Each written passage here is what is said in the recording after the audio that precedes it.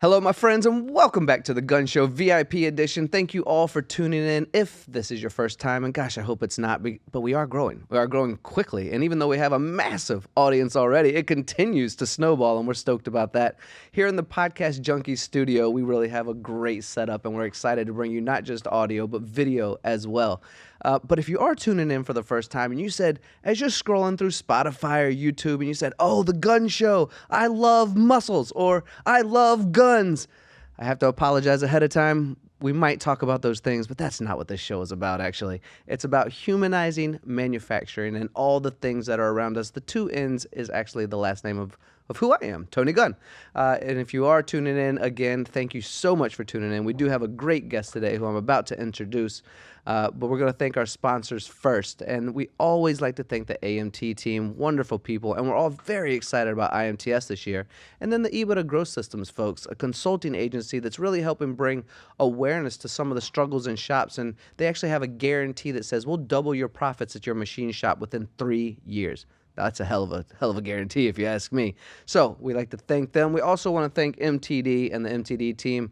Obviously, I'm a part of that, but people ask me all the time, is the Gun Show yours or no? MTD. It's all MTD. This is what I do it for, is MTD, and obviously for our industry as well, because just like all of my guests, we love manufacturing, and there's a lot of folks out there that we're trying to reach, and we're trying to figure out how. And the last episode, I asked my engineer, my producer, Christian, I said, what can we do? He said, be sexy, be fun. So while we are pretty intellectual in our industry and we are making everything around us, we get it. We got to dance from time to time.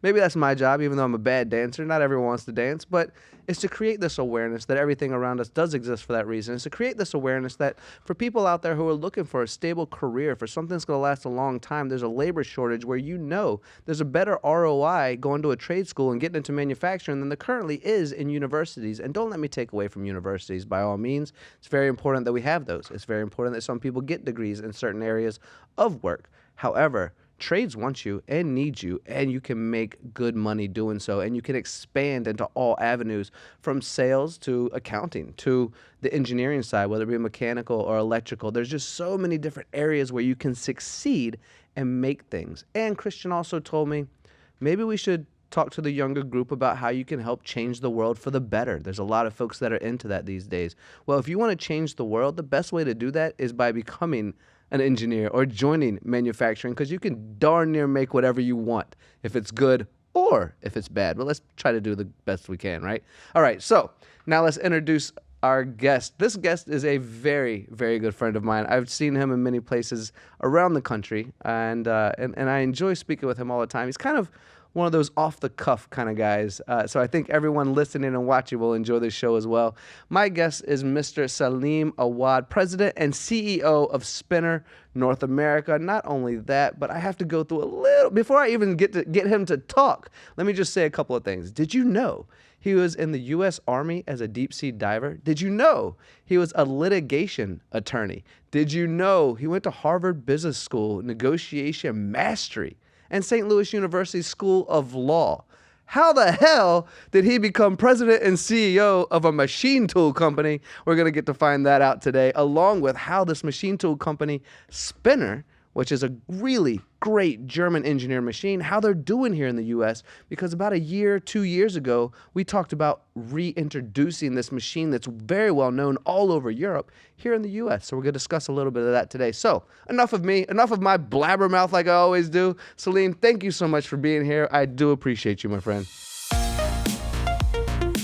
Welcome back to the Gun Show, my friends. This is the VIP edition. Thank you, Tony. Thank you for having me again. So we always like to start with humanizing this show, but for the audience who's been following the Gun Show for a long time, you've already been on my show. You were episode 10, 15, 20, somewhere around there, and we went into depth about all the things I kind of just went over, right? And how cool your story is. So let's do a quick summary of that story. But for anyone who wants to learn more about the summary Salim is about to give, just go back to that podcast. It's on Spotify. You can check it out right now if you want to. Head back there and get more of these details. But Salim, you have such a fascinating, I'm in law, I'm in the Army, wait, I'm going to do machine tools. How the heck did this happen? Yes. No, it's been a constant evolution. And even since the last time we talked here in the podcast, things change quickly. They change quickly for our country, for our company, and for us personally, right? It's incredible to think that so much has happened within the span of 1 year. So we just take it as an adventure that is bringing a level of contribution to society, kind of like what you were talking about, right? What are young people out there looking to do that will make a difference? You can join the military, and I support that. You can go into college, absolutely. But I tell you what, the manufacturing, the need that we have in manufacturing for good people, for talented people, and people that have passion for what they do is like it has never been.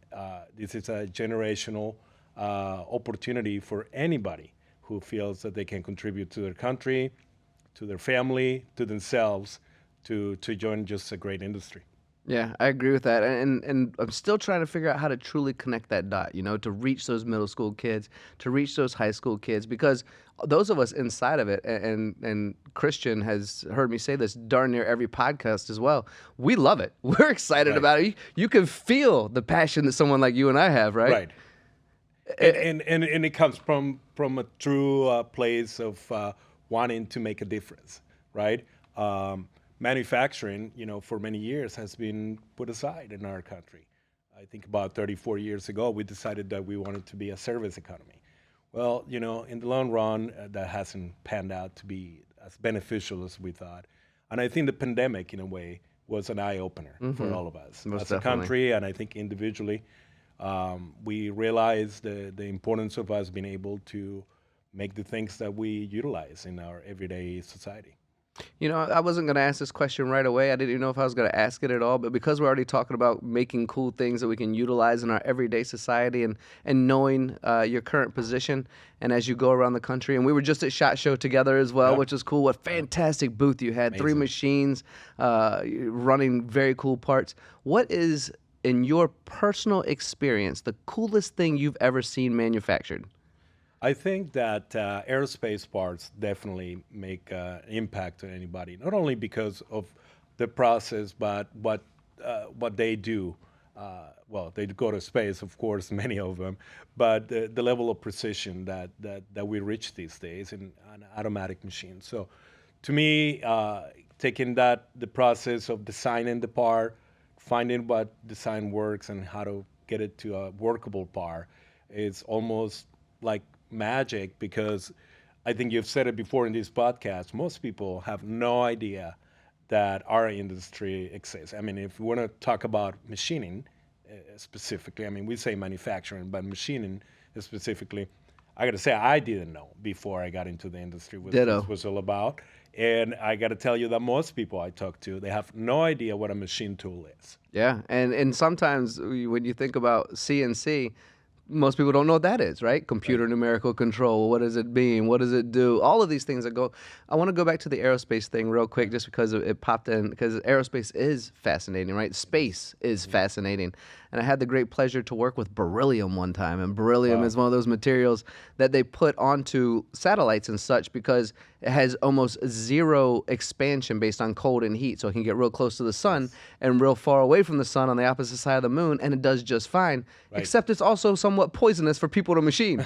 So Don't breathe it. Right. This is these stories that you hear about go to the machine shop. So yes, we have all of that. I want to segue, and we'll probably get into more of these fun conversations. I got some great questions for you today, Salim, because I love your personality and your ability to just expand on creativity. I think there's an audience out there that, as much as we love talking about machine tools and how it can help machinists, and the machinists out there love hearing about technology. Let's not be wrong about that. There's also an audience out there that wants us to be creative and have fun and do those things. And you're the perfect guest for that, because you have that mindset. It's like, yeah, let's make machining fun. I know I have a great technology I can offer, but let's also make it fun, right? So we briefly discussed that reintroduction of spinner. How's it going? How's spinner here in North America? It's going extremely well. I mean, it's kind of cliche. I mean, I'm not going to come here and tell you it's not, but it is. I mean, SHOT Show was kind of like the latest opportunity we had to connect with our customers. The manufacturing of firearms and, in general, sports, outdoor sports equipment, it's just something that is a lot of fun, right? And there's such great people involved in this industry. But overall, Spinner is just taking it one project at a time. Look, our priority, we know that we have great German technology. German machine tools are, of course, at a level that we can benefit from here in North America, and that's why we're bringing those machines here. But really is the flexibility that they bring to our customers. And so we find that every customer needs not only a machine, but they need support. They need service. They need us to put engineers in front of them that can help them take an idea and turn it into a machine part. So we've taken it, like I said, one at a time. In that method, that system that we have implemented seems to be paying off really well. And we did that because we noticed that no matter how good the machine in the marketplace, and there's so many good machines out there, it's incredible. No matter how good the machine, if the service, if the support, if the commitment and the partnership from the builder and all those involved, it's not really there, the customer really doesn't want to be part of that because they need to know that if things go wrong, and they will, they're machines, right? They can count on somebody.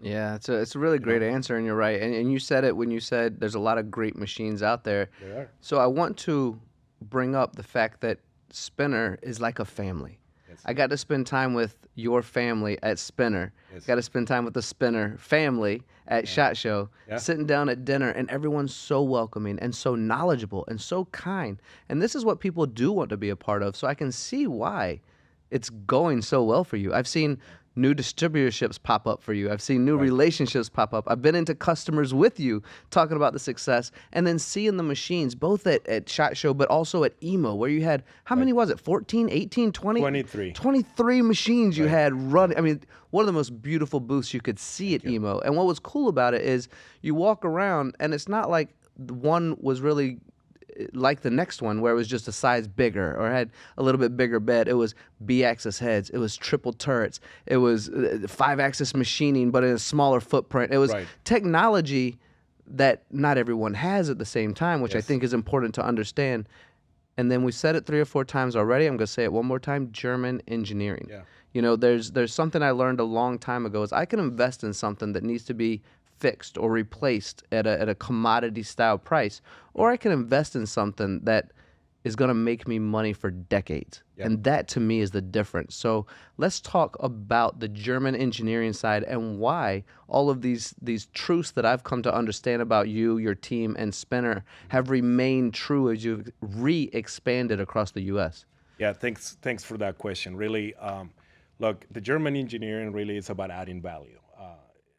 Our approach really is to understand what are the needs in the industry. Where can we take a challenge and do something a little better than what is already in the marketplace? So that's why you see 23 machines. So we got different solutions. We try to add value in a way that doesn't replicate what everybody else is doing in the industry, but that brings something new.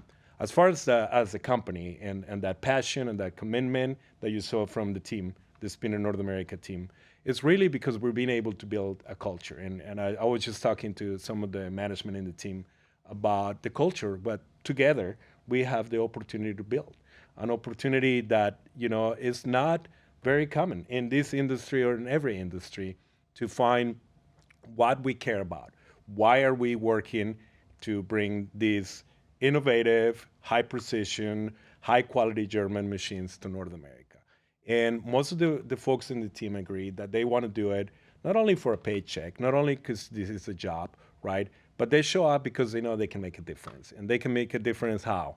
Our country today is, in a way, almost desperate to be able to catch up to what has become an impending threat to our national security. And I hate to be, a person bringing paranoia or fear or anything like that.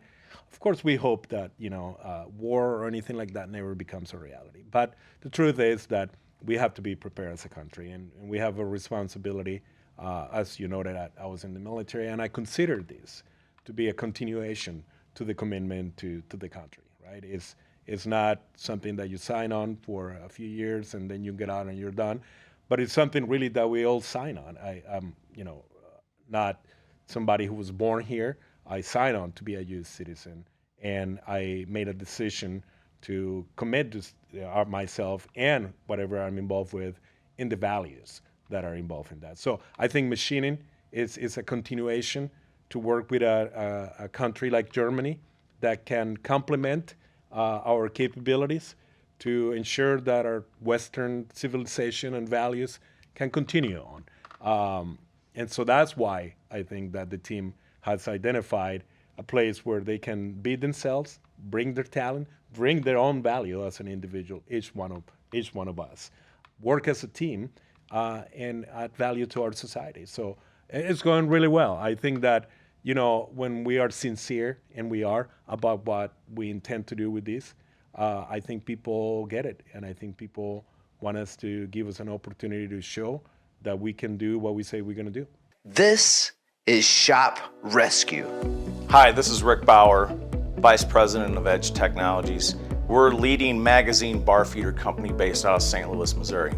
Our goal is to help U.S. manufacturing survive by using automation, and when we get the opportunity to sit down with companies like Priest to help every U.S. manufacturing company survive, our heart, our soul, our corporate culture, everybody is in this together as a team. We are here to win in U.S. manufacturing, and it takes the smallest shops, the 1 machine, the 2 machine, the 500 machine shops.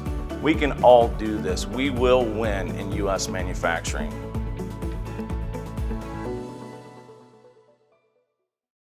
You mentioned a national security threat, and I won't go into too much details about that, but you're correct. And it's because of the labor shortage that's currently here. And again, neither of us are advocates of war by any means, but we are advocates of being safe. Yes. And I want to bring up also that you said Germany is a great supporter of U.S. manufacturing, and we are currently reshoring a lot of technology over what's happened in the last few years, right? Yes. So what I want to bring up is, when people say, let's support reshoring and U.S. manufacturing, to me, that does include machine tools from Germany and machine tools from Japan. And while I would love to support only U.S. manufacturing with U.S. machine tools, we're kind of limited in that sense. We all love a Haas, we all love a Herco, we all love a Hardinge, but we're darn near limited after that, right? Right. And those machines, and we won't talk about all the machines through Germany and Japan, but discussionably in a lot of conversations, the most admired 2 countries on the planet for creating high-tech engineering, right? Right. And then Poland's coming in. We got 1 or 2 from like a Sweden. Czech Republic has a couple as well. Switzerland does beautifully, but discussionably, Germany and Japan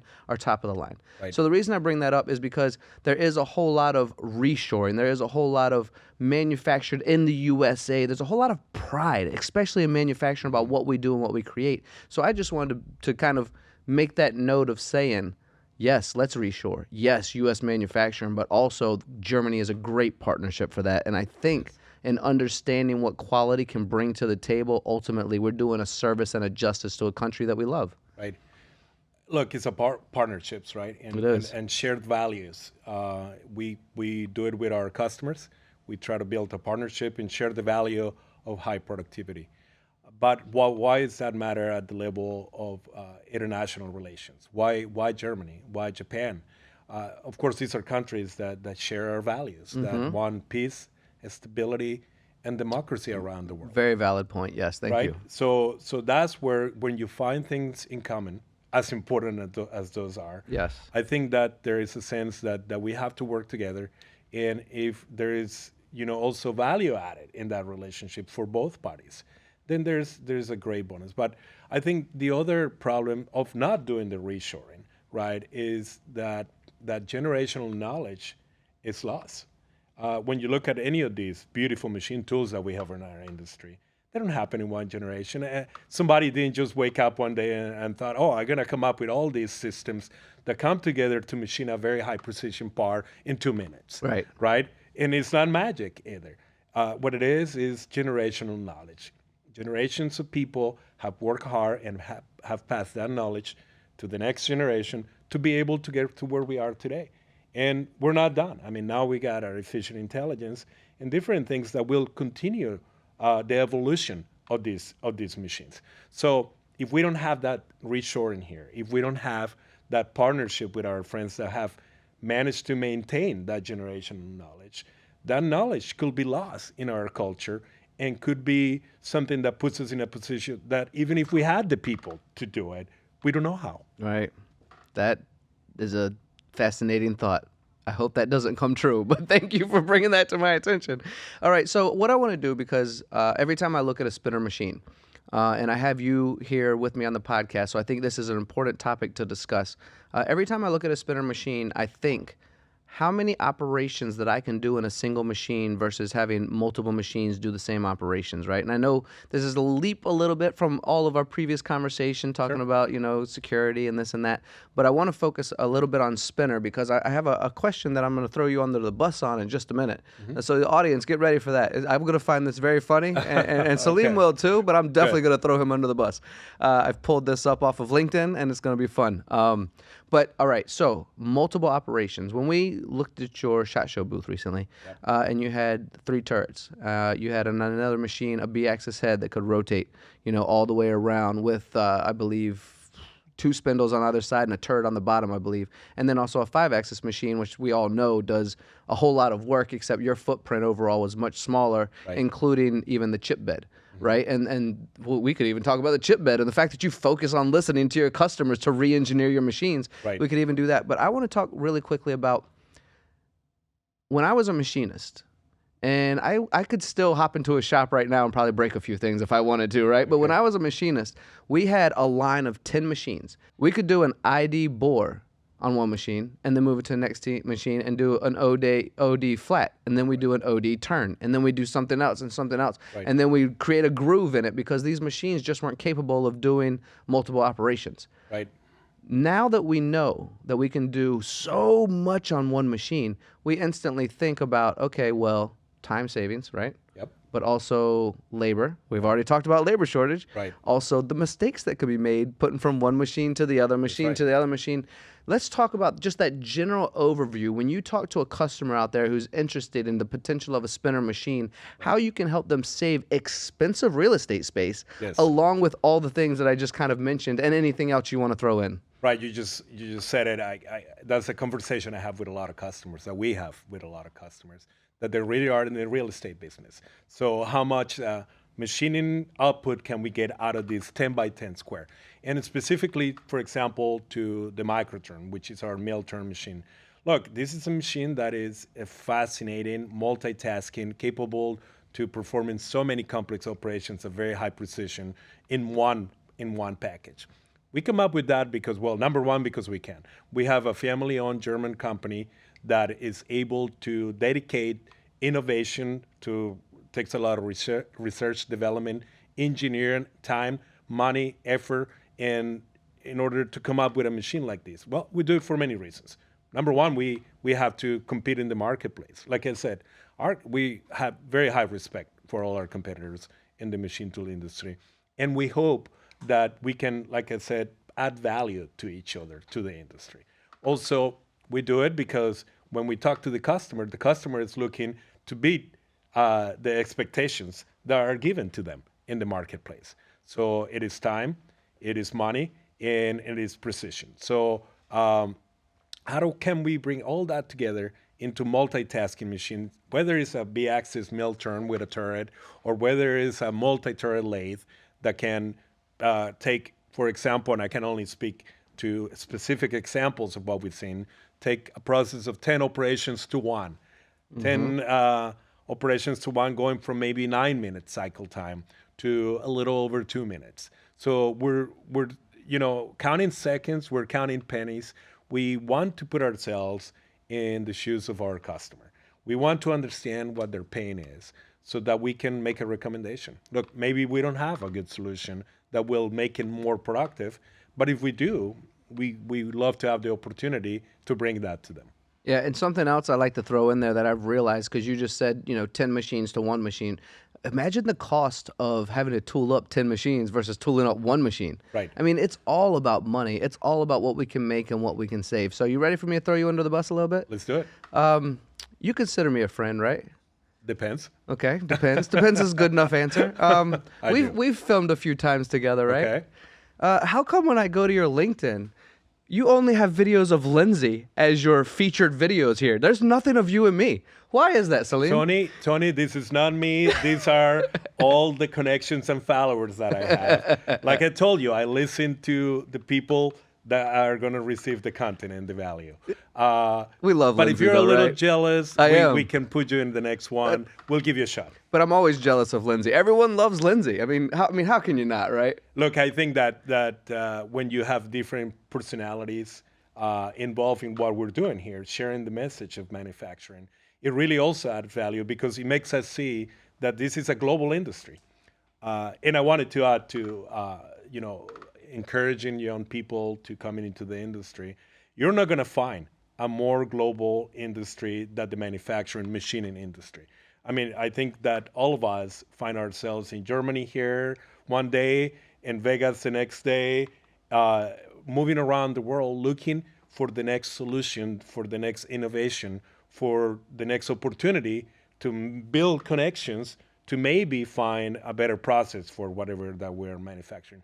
So Lindsay and MTDCNC being from the UK, I think that's part of that testimony, right? It's a global industry, and it's a global message that hopefully we're working in the right direction to bring to the right people.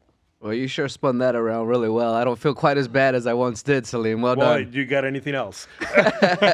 I'm going to ask you a couple of fun questions, of course, but before we do that, and you speak of global and the growth of Spinner as well, congratulations on your new Italian headquarters, right? Thank you. Yes. So this is a very important development for us. We've been working hard to serve the Italian market. Most people maybe are not aware that Germany is the #1 machine tool market in Europe, followed by Italy. So Italy is actually a very strong machining and advanced manufacturing country. And our team in Italy has been working very hard to bring this new tech center, showroom, service, support, and all the capabilities that our customers need. And the inauguration should be happening at some point in the spring. We've already are finding that the customers like to be able to have a place to come and see all the machines. And of course, Italy is a good place to visit and a good place to find what is happening next in our industry as well. IMO, as you might know, happens in Germany, but also happens in Italy every 2 years. So we cannot discount the importance of this market. And for those of you out there who are watching it and have either already known Lindsay or have now Googled who Lindsay is or paid attention, she will also be at the Italian grand opening as well. So you'll get to say hi to her along with the Spinner team.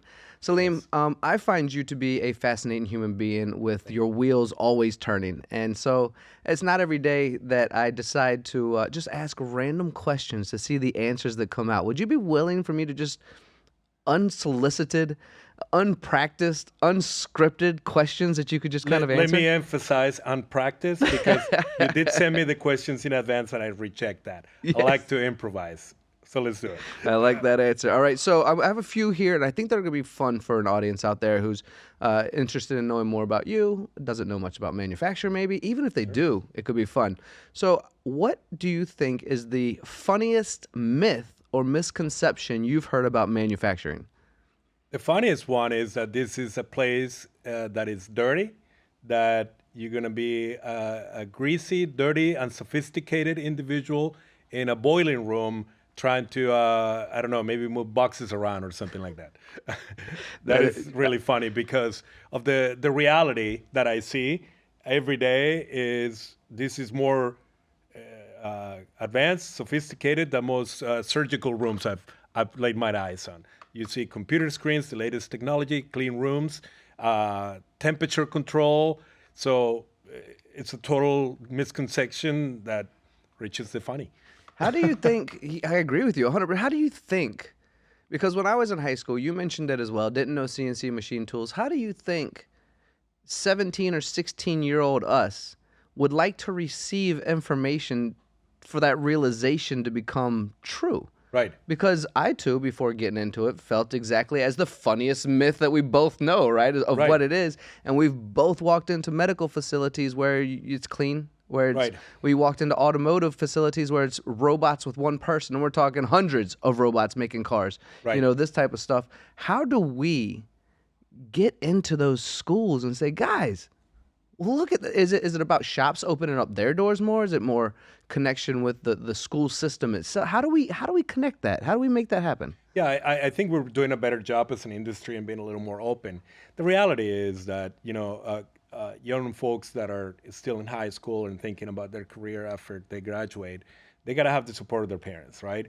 And what I see all the time is that parents say, well, yeah, we support the trades, we support manufacturing, go America, but my kid is going to a 4-year degree to be whatever degree that might be, right? Historian. So we all love to say, yeah, we support, but are we going to go out there and take arms and do what it takes to support our people, our children, to do that very thing that we claim we're supporting? So everybody has to, I think, take ownership into not only sharing what this is about, but honestly educate yourself. If you are going to automatically say, my child is not going to go work in some factory, educate yourselves about what you're talking about. Maybe that's true, but we need to speak based on the truth, on the facts. This is Shop Rescue. I am Andrew Lusty. I'm account executive for Datanomics. We are the next generation of production intelligence in manufacturing. Well, our slogan is make manufacturing great again, and well, the little guy is where it all starts. Every 2-guy shop, 5-machine shop turns into a 50-machine shop, and participating, right, is back to really our roots. The outcome I'd love to see is looking at even the little guys and the smaller manufacturers and understanding how they can create an ecosystem of technology that allows them to force multiply, right? And through that, right, is really all about being efficient. And that's what I think everybody here is bringing to the table. Facts. I like that. We have a couple of games coming as well for the audience, but I have 3 more questions I'm going to ask you that are more entertaining than stressful, or more entertaining than technical, right? The first one of the 3 I want to ask you is, can you think of a manufacturing process that could be turned into a competitive sport? Wow. Look, if you go to a machine shop, I think they're all a competitive sport. A lot of these guys, whether they admit it or not, they try to humble brag about, well, yeah, my cycle time is this, but I wonder what yours is. They know that they're competing. I will say turning. I mean, when you see high volume turning of metal, maybe in a multitask lathe, these folks are competing for the ability to be able to quote these projects in a way that still maintains their profitability, right? They're all doing it. The shop owners, the company owners, whether they realize it or not, because many times they don't, and I'm not talking about a shop, maybe a big company, right? Maybe they don't realize that the real profit is coming from that tool touching the metal and making the real product that they sell. So I think that probably turning, I see a big process where folks can get a little competitive, maybe a little too much. Yeah, I could actually picture it. I saw a show not too long ago with woodworking where they went through a couple of, they said, try to cut a piece of wood in half and then hammer a nail into a piece of wood and then saw one in half. Right. And whoever had the fastest time, I could see that in turning as well. Right. How quickly can you machine this part and get it done? Right, because it's not just the machine. I mean, the machine can bring, of course, a lot of value. How do you program the part? It requires a lot of imagination. Picture a F-35 airplane. It's a great machine. It's an incredible machine. But if you don't have a good pilot in there, you're not going to do much with it. And as much as we travel, let's please keep the good pilots. Pretty please? Yes. Yeah. Very important. All right. The next question is almost like this one, but it actually brings you into it as well, which is, what would a manufacturing Olympics look like, and which event would you win? Wow, I will win the event of. This is a good one. Probably the imagination, the creativity. Yeah. Coming back with processes that the engineers turn around, look at me like, no, that's too difficult. But look, this is all about imagination. 50 years ago, we probably thought the processes we have today were impossible. I don't know how fast we're going to be moving, but yeah, I like to think about what could be done with the foundations that we got. And that, for me, creates a vision of what's possible. So I would probably win the, let's do this that has never been done before, and everybody looking at me like I'm crazy. Maybe if there was a sport where, say, you have a couple of machines and a team of engineers, you'd be that creative mind that could make the part that pops out. You go, wow, that's definitely that's the most creative part I've ever. I don't know, Tony. Thank you. I don't know. You're certainly a gold medal guest on this show. Sure. All right, last question, then we'll play a couple of games. And this one's, I think, a kind of fun one. And reading it ahead of time, I often wonder the same thought is, what do you think ancient civilizations would do or react to modern manufacturing techniques? They would think it's magic. I do believe in witchcraft. Magic. Yeah. Right. I mean, look, when we're living in our 21st century, where a lot of the technology, but when you go and see these machines, it's a revelation. Oh, these parts don't just appear. So it's a lot going on in there. I mean, again, the multitasking machining, high precision processes that we see from all our competitors in the industry, they probably think it's witchcraft. Yeah, and even take it back 100, 150 years, right? Sure. I mean, the way technology's moved, and a lot of people outside of manufacturing, Christian included, our producer over here. I mean, they grew up in a time with cell phones and technology kind of always being around, right? Right. But for those of us who are a little bit older, like myself, I think we're about the same age as well, we saw the evolution of rotary phones to pagers to really expensive car cell phones to what we've evolved into today. And it's moved so quickly in like half a lifetime, right? I think we're incredibly lucky, Tony, you and I, to be born in this period of time. Of all the span of time and history, we were able to come from a time where it was a analog time, but you answer the rotary dial phone to now, who knows? I mean, maybe next year everything becomes dependent on artificial intelligence. And I don't know what to tell you about what will happen next. But we've seen it in an evolution that hard to think about happening any faster.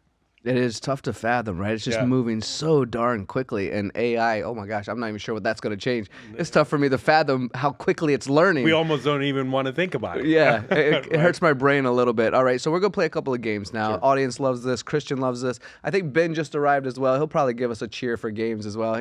He's that handsome young man that always brings us our drinks at the end of the show. And Christian's the superstar behind the camera. So a couple of games. We're going to play first, Would You Rather. So two situations that are not perfect, but we get to decide one or the other, and it's usually based on opinion. The first one's going to be, would you rather specialize in creating custom handmade musical instruments or mass producing affordable quality instruments? High specialized instruments. Yeah, you like that? Yes. And do you play any instruments yourself, Salim? I don't. No, me neither. No. I was a really bad hip hop artist once. Yeah? Would you gonna demonstrate? Not today. Okay. But only if you join me. I might. Yeah? Bring the drinks first. You're my kind of guest, I tell you. Okay. Would you rather focus on making products that bring joy, like games and toys, or products that enhance productivity, like computers and tools? Man, I hate that because, of course, I'm all about fun, but I think bringing more productivity tools can be fun. So I will go with that. That's a good answer, and I'm actually split right on the fence as well because both are so important. Yes. We still need to play, but we also need to learn, Yes. There's a lot of people sitting on one side or the other and don't want to perform in their life and work hard, and then there's another side that works really hard and forgot to be creative. Yes. So I sit on that fence with you as well, and I'm not sure what answer I would give if it was asked to me. Yeah. Well, nope, don't ask me. It was a good question. it's a good question for you. All right, last question of would you rather, and I think this is a fun one also. Okay. Would you rather lead a project to manufacture the world's fastest car or the world's safest plane? Fastest car for sure. Yeah, you're all about speed and danger? Well, I mean, how are we pushing the envelope if we're going for the safest? You're not a safe guy, are you? I'm safe when I'm going fast. When I'm going fast? Yeah. How fast have you gone down the Autobahn? I don't know. Yeah. One time I was going down the Autobahn, second time I'd ever been on it, and it was snowing. And I was like, I got to show the world. So I picked up my cell phone while I was driving. Sorry, everyone who's listening. And I filmed the snow coming at me. And it looked like we were going through space. Wow. And I think I hit about 160 or something like, which isn't incredibly fast. Right. But when it's snowing with a cell phone in your hand, it was good enough for me. You know, and this makes me think about something. It's when you Not, have the not right safety. Not safety, but if you have the right conditions, Yeah. you can go fast. Yeah. And you can be safe at the same time, right? So like when you see those turrets going at, I don't know how fast they're going, right? And making parts and cutting metal, and they're perfectly safe. But because we have the right conditions to go like that. So That someone new who walks in is going to go all the time watching the machines do like this, right? Because they do look like they're about to smash into each other, those I was turrets. watching a movie recently when they had cars in the early part of the 20th century, and they're going maybe 20 miles an hour. For them, that was probably pretty fast, right? What was but that now movie? we go 100 and we don't think anything, but because we have the conditions to do it safely. Have you seen that movie Year One? Christian, have you seen that movie Year One? Neither one of you? So Year One is a evolution in one movie from cavemen to like almost modern times, I gotta right? see that. I haven't. And the cavemen come out of their caveman days, and it's the days of like Cain and Abel and that kind of stuff. Right. And they have horses and carts and wheels, and they get in this cart, and both the cavemen are like, "Whoa, we're going so Right. fast!" They're going Right. like walking speed, but they Right. were freaking out. It's the same exact It's concept. all a matter of perception, right? And what conditions do we have to be able to do these? Yeah. It takes a lot. Yeah. All right. You ready for 5 quick ones before we have our cheers? And if you have a toast that you like to give, anyone you'd like to salute, shout out to, anything that you would give standard in one of your multiple languages that you speak, by the way, you're more than welcome to do that. I did select a bourbon for you, and Benjamin will bring it out in just a minute. So 5 quick ones of rapid fire. Okay? I could do that sound too. Does that sound like rapid fire? Yeah, a little bit. Machine gun Tony. Kind of works. Anyway, all right. Is additive manufacturing the end of traditional factories? No. No, I agree. Industrial, LOT, lot, breakthrough or buzzword? Breakthrough. Yeah. Fast fashion, industry staple or environmental enemy? Enemy. Ooh. Microfactories, fad or the future? Future. Good job. Automation, job creator or job destroyer? Definitely creator. Yeah, agreed. All agreed. Well done, Salim. Benjamin, could you please bring our delicious taste of bourbon out here? While Benjamin does that, I want to thank you all for listening and watching. This is truly a good friend of mine, has tons of wisdom, and it's an honor to have guests like Salim on the show. You're welcome on, Ben. I'm just talking while you bring the drink. I appreciate Thank you, Ben. And I'd just like to thank everyone for being a part of it as well. I hope this has been educational enough for those of us in manufacturing that you've learned something today and understood how Spinner can help your shop, while also being a part of something maybe if you're outside the industry that was entertaining enough that you might want to explore it a bit more. Because like I've said before, like Salim said today, like I keep asking Christian, yeah, how do we get you in? Because we want you. And the ROI is good, I promise you. I didn't know anything about it before I got here either, and I'm absolutely loving it 25 years later. Yep. So do you have a toast or a cheers that you'd like to give as we are drinking today a nice Four Roses single barrel? Thank you, Tony. Of course, my friend. I've been to this distillery. It's a beautiful tour. Look, this is a toast to our team that's working so hard to make this happen, and to every team out there in manufacturing that silently does every day what the rest of our society will think as impossible. And they don't want any credit for it. They just get up every day, very early, by the way, and they get it done.